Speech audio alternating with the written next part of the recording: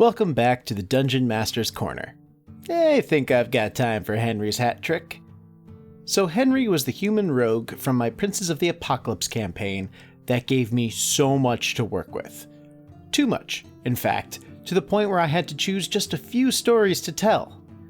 Hopefully in the future, his player will come on and share more with us. But for today, I give you 3 of my favorites. Story 1. We had a plan? So this takes us back to before the burning of Wamford. This was the fight against Grimjaw. And the fight starts with a surprise round. Now, I know rules lawyers, I understand there's no such thing as a surprise round. But Grimjaw didn't know they were there yet. They saw him, and they concocted a plan. A plan so cunning and so well thought out that I damn near fell asleep while they were doing it because they spent 20 minutes figuring out this plan in real life time. I actually got up, got a soda, came back. They were still planning. It was fun for the DM to listen to. Well, it was simple, but it was overwhelming. With fire, that was the whole plan. Drop a fireball, spam as much magic as possible, and try to pin him down with any means we can. So, with that plan in mind, everyone took their positions and rolled initiative. Well, the plan went swimmingly. And by swimmingly, I mean failed spectacularly because of one thing. Before the doors had completely opened, Henry was already in the room, heading up the stairs and moving towards Grimjaw and his lieutenant, who was nearby. Menowin, unable to speak for fear of alerting Grimjaw, and it not being her turn, watched in horror as Henry positioned himself no less than 15 feet away from Grimjaw.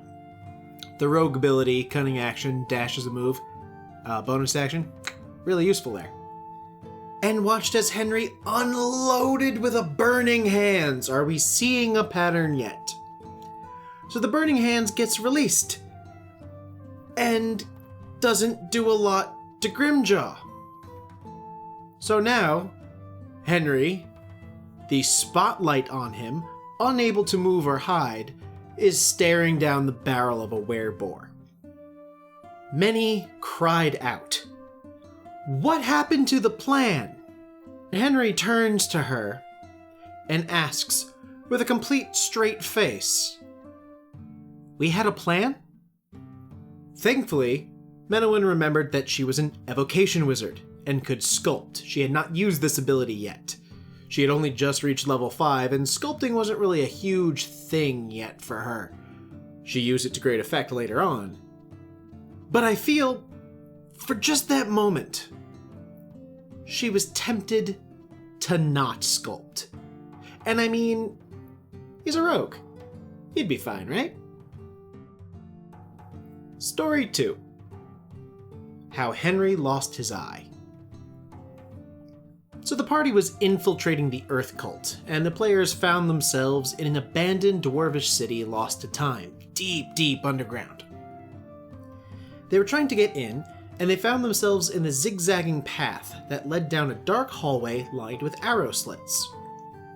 We all know what to do in this situation. Send the rogue first. Now this plan usually works. Unfortunately, our rogue couldn't see in the dark, and had an abysmal perception score.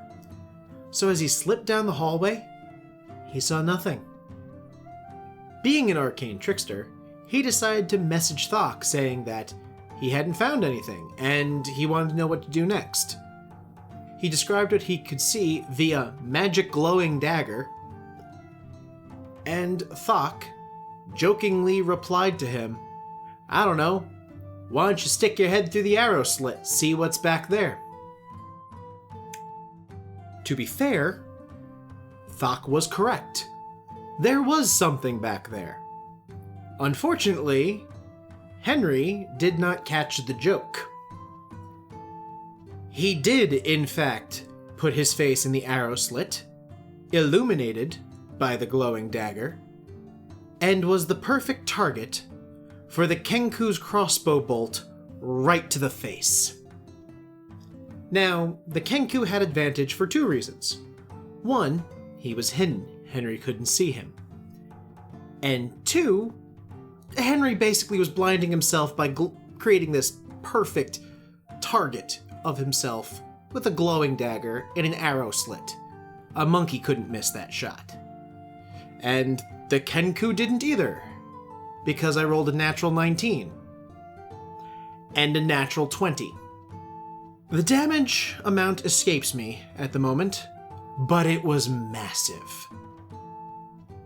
The bolt sticking out of his face, Henry crawled back to the group and to the healers. But that was a lot of damage, and it was targeted in one very specific place. So I had him roll the percentile die to determine if he got to keep the eye. Now, he didn't know that's what the roll was for. I just said, roll. And if it's below 25, I knew it was going to happen. To be fair, they did keep the eye in Thaemon's bag, suspended in a jar for the rest of the campaign. They did buy him a really cool eye patch, though. That was also both in and out of character. Story 3. The Legend of the Vomit Ghost. Now we've come to what is probably my favorite Henry story, and these three barely scratch the surface of how many Henry stories there are, so that should tell you something. This one takes place outside a bandit camp. The player who played Vega was no longer with us. He had stepped down from D&D, but he was replaced by the spunky dwarvish barbarian Tizel. And we'll have some Tizel stories later, because she was one hell of a pistol. But back to Henry. The party knew that if they just went in, they would be attacked on sight, and they needed to talk to the leader of the bandit camp. So it fell on their rogue to scout and find safe passage. I have to preface this. Henry had an amazing stealth. I think by this point he couldn't roll below a 21 thanks to reliable talent. However, as we know from the, getting your eye shot out story, he has a really bad perception. So he moved through this camp having cast invisibility on himself, buffing this stealth out to... Oh god, it was amazing. He was rolling like 30s in his stealth. But he couldn't roll above a 10 for a perception check. So he spent most of the hour that invisibility lasted wandering around, unseen, and finding nothing. Finally, Henry did what Henry do, and rolled a natural 1 on his perception check.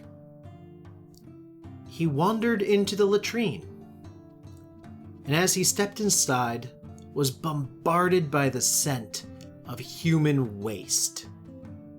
Fresh and horrible. This is a bandit diet, let's keep that in mind. Because of that, I asked him for a constitution save. Another natural 1. Unable to control himself, he vomited everywhere, including in the lap of the man currently relieving himself. The man, being sprayed with vomit from seemingly nowhere, was startled, understatement, and fell off the chamber pot, spilling its contents all over the floor and himself. I then gave the bandit a constitution save. Suffice to say, he did not succeed. He then proceeded to projectile vomit all over Henry, who was now visible only in smatterings of partially digested food. The man, seeing the image of a boy floating in the air, made of vomit, began to scream, "Ghost! It's a ghost! Vomit ghost!" Henry knew his cover was blown and decided to run. The rest of the party saw the partial image of Henry running toward them from the bandit camp, with every bandit on his heels like that scene out of Pirates of the Caribbean. As I said, those were just a few of my favorite Henry stories. What I've learned from Henry was that even in failure, or especially in failure, comes the best opportunities for growth and the most memorable moments. Many times, Henry's player has come and asked me if she was playing him wrong, or if she needed to learn to be a better rogue, and we would tell her the same thing every time. Not at all. We love Henry, and we will never forget him, even after the campaign is over. And he is still, to this day, the subject of some of our very best D&D stories.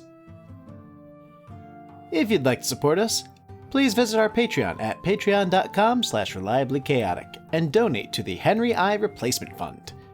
You can also drop us a line on Twitter at Reliably Chaotic. We'd love to hear from you.